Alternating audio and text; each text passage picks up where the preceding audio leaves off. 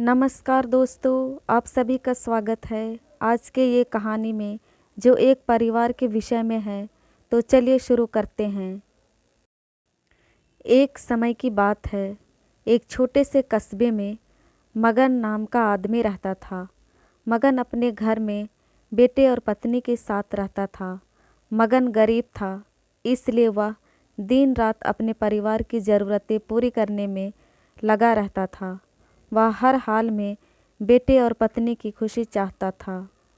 मगन एक छोटी सी कंपनी में काम करता था, जहां उसकी आमदनी घर खर्चे जितनी हो जाती थी। लेकिन फिर भी मगन कंपनी वाला काम ख़त्म करके दूसरी जगह जाया करता था ताकि कुछ और पैसे कमा सके। काम में व्यस्त होने से वह अपने परिवार को समय नहीं दे पाता था। मगन 24 में से 15 घंटे घर से बाहर काम में निकाल देता था। रात को देर से आता और सुबह जल्दी चला जाता था। इस तरह कुछ दिन बीतते गए।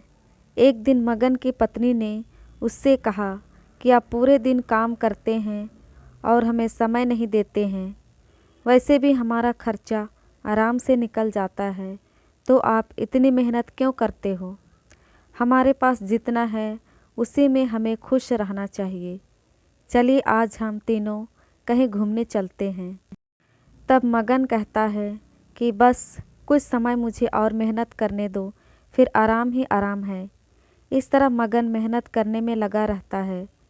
उसका बेटा भी उससे अक्सर कहता रहता था कि पापा अब मेरे साथ खेलो, बैठो और मुझसे बातें करो।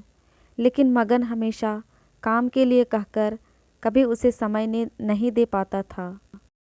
कुछ समय और बीता। अब मगन की किस्मत चमकी। मगन की नौकरी जिस कंपनी में थी, अब उसका मालिक मगन को मैनेजर बना देता है, क्योंकि मगन काफ़ी समय से वहाँ काम करता था और अब वह मालिक का विश्वास पात्र बन गया था। मैनेजर बनने के बाद मगन बहुत अमीर हो गया। उसकी आमदनी अच्छी खासी थी। अब वह कुछ भी खरीद सकता था। उसकी गिनती धनी लोगों में होने लगी। पत्नी और बेटा बस एक बार कोई चीज़ मांग लेते तो वह तुरंत हाजिर कर देता था।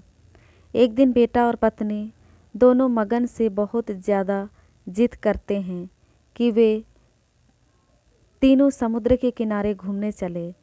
मगन कहता है कि ठीक है, आज चलेंगे, लेकिन मुझे कंपनी में थोड़ा काम है, इसलिए तुम दोनों समुद्र के किनारे पहुँचो, मैं सीधा कंपनी से काम ख़त्म करके पहुँचता हूँ। पत्नी और बेटा दोनों वहाँ चले जाते हैं। तभी समुद्र में बहुत बड़ी सुनामी आ जाती है और आसपास के लोगों को भी बहा ले जाती है। पत्नी और बेटा दोनों पानी में बह गए। जब मगन वहाँ पहुँचता है तो ऐसी हालत देख घबरा जाता है। उसने हर जगह देखा, लेकिन सब कुछ नष्ट हो चुका था। उसे यकीन हो गया कि उसकी पत्नी और बेटा भी बह गए। वो ज़ोर ज़ोर से रोने लगा और अपनी पत्नी की बात को याद करने लगा कि हमारे पास जितना है उसी में खुश रहना चाहिए और हमारे परिवार के साथ खुशी के नए पल बनाने चाहिए, ताकि हम उसे हमेशा अपने दिल में संभाल कर रख सके। पैसों का क्या है, कभी होंगे तो कभी नहीं होंगे। आज की कहानी से हमें यह सीख मिलती है कि हमेशा अपने परिवार के साथ समय निकाल कर बैठना चाहिए। दोस्तों, अगर आपको ये कहानी अच्छी लगी तो प्लीज़ हमारे चैनल को लाइक, शेयर एंड सब्सक्राइब करें। धन्यवाद।